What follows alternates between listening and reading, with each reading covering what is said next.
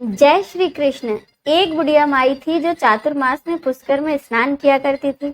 उसका एक बेटा और बहू थे। सास ने अपनी बहू को कहा कि बहू, फलाहार के लिए टिफिन में कुछ फल रख दो, लेकिन बहू ने खाली टिफिन ही रख दिया।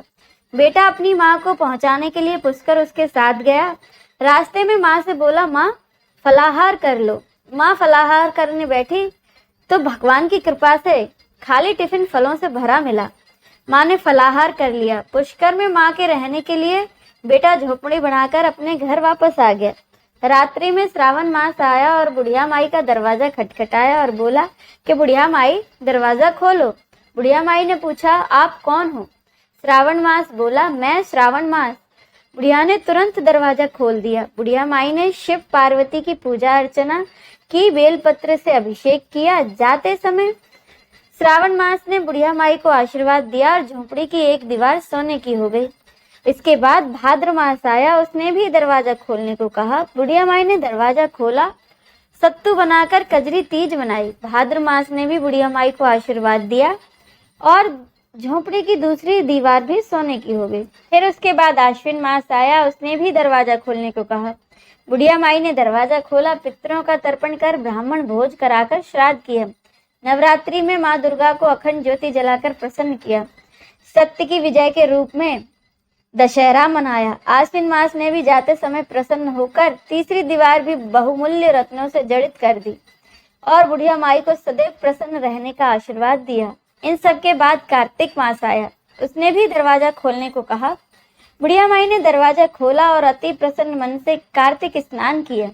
दीपदान कर दिवाली, गोवर्धन पूजा, भैया दूज, गोपाष्टमी, आंवला नवमी मनाई।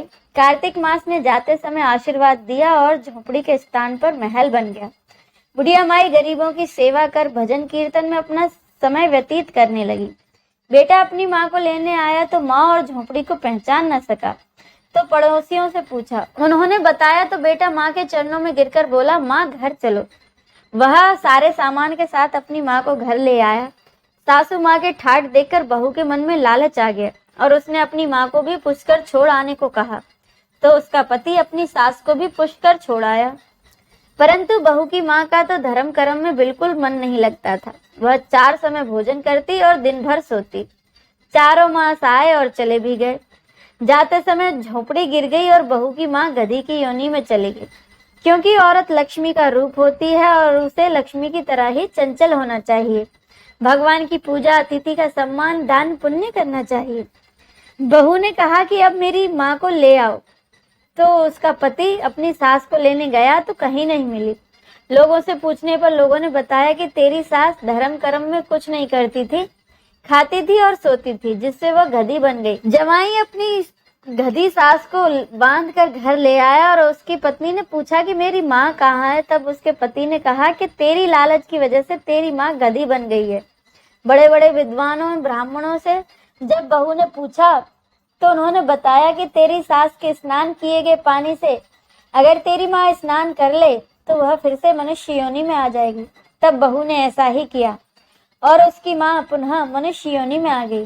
हे राधा दामोदर, भगवान जैसा बुढ़िया माई को दिया है वैसा ही सबको देना। जय श्री कृष्ण।